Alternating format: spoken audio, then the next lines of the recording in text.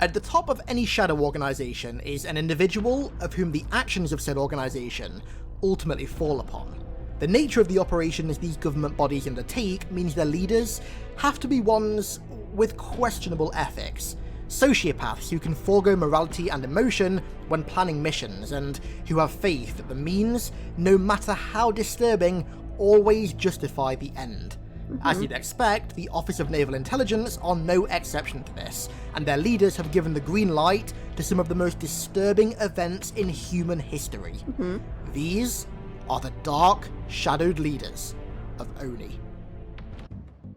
ONI's meddling and misdeeds began far before first contact was made with the Covenant. Prior to 2525, humanity's main focus was a galaxy-wide insurrection, sparked by the United Earth government's neglect of and overbearing bureaucracy over the outer colonies. Peaceful protests eventually turned into violent riots, and eventually a full-blown insurrection, leading to the involvement of the UNSC and thus ONI to quell the violence. It was here where our first leader gained notoriety. Admiral Margaret Parangosky was given the position of sCHECKERED, standing for Commander-in-Chief of ONI around 2511. One of her earliest recorded actions as sCHECKERED was to seize control of Onyx. When archaeological expeditions discovered these strange metal structures on the planet, which later turned out to be foreigner structures, ONI immediately took control of the world, removing it from all UNSC navigational databases and officially classifying it. Years later, in the heat of the Human Covenant War, Parangosky would find a use for Onyx after years of science teams failing to understand or extract any technology from these structures. Colonel James Ackerson, a high-ranking and notorious member of ONI and the UNSC Army, proposed a new series of Soldier, an initiative that would produce a large number of effective, yet purposefully expendable super soldiers, which was a downside of the Spartan 2s.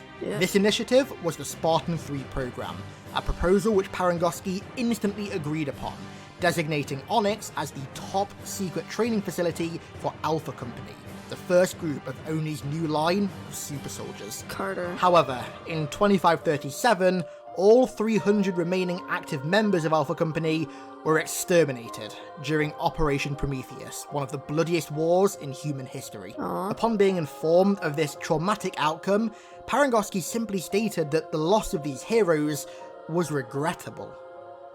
Her most unnerving plan as sCHECKERED, however, was an operation codenamed Red Flag, which would have hypothetically used the planet Reach as bait to draw in a large Covenant armada.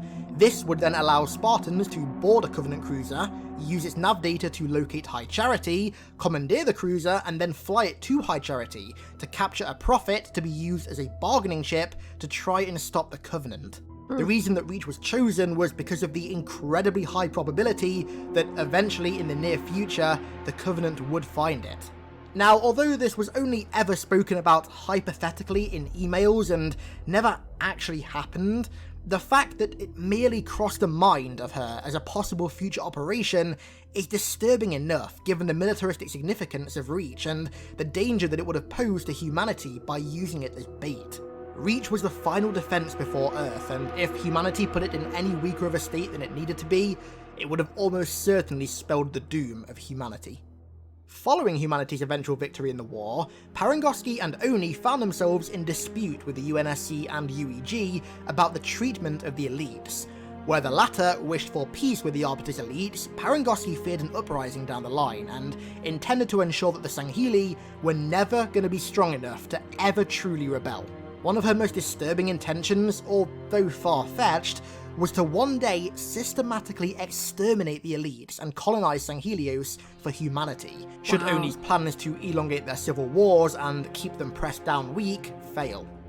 Some years prior, she'd rescued a potential Spartan 2, who'd failed the augmentation process but actually survived, Serin Osman. From therein, she'd begun grooming Serin as her successor for ONI's chief-in-command, and in 2553 was selected by Parangosky to lead a highly classified Black Ops squad, Kilo 5. The squad was formed to carry out Parangosky's counterinsurgency campaign against the elites, disguised as a diplomatic operation.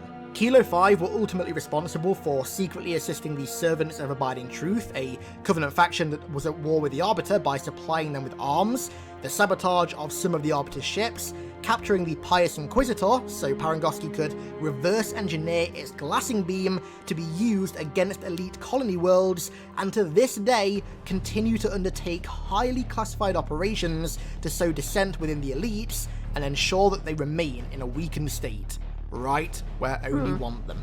In 2555, Seren Osman would finally succeed Parangosky as ONI's chief-in-command, and when Cortana's Guardian arrived at Earth, she, along with Lord Hood, Black Box, and also a number of military AIs, just managed to jump into slipspace with a Prowler, evading the EMP blast. She took with her a dark, deep history of betrayal against the elites, a philosophy passed down to her by her mentor and previous in command. Wow. Ultimately, it takes a unique personality to command ONI. Those who seek the throne must be completely devoid of any emotion, willing to get their hands dirty and intervene in places they definitely don't belong, all to further this supposed greater good of humanity. Operations must be signed off that any normally functioning human being would be disgusted by and would consider a crime against humanity. But this throne is one only habitable by those who lack the morality to let simple emotions get in the way of any form of the greater good. Wow. So I knew about the first person, Sandra something, I think is what I knew about her. Like, I heard stories about her throughout the other lore videos that I've watched. But I knew about the second one from the Halo, oh my gosh, like the Halo Ops thing, whatever. It's from Halo 4. I played all of those, and I watched all of the cinematic videos from it. And it was really good. And I actually hated her because she's the one that said, that for Lasky to kill Halsey, like, she said that something along the lines of, I'm gonna take my predecessor's advice, and then she was like, I hereby order you to eliminate Dr. Catherine Elizabeth Halsey. So that is really interesting to see the background of both of them and to see how just seriously messed up ONI is. And just how messed up everything is, actually. Because if people could, like, kidnap kids at 6 years old and force them to go in, to be put through the Spartan 2 program, the Spartan 3 program, of all of this, then, but they are even, like, more messed up because they not only condoned it, they okayed the Spartan 3 program, which then ended up everybody being killed, which is just sad.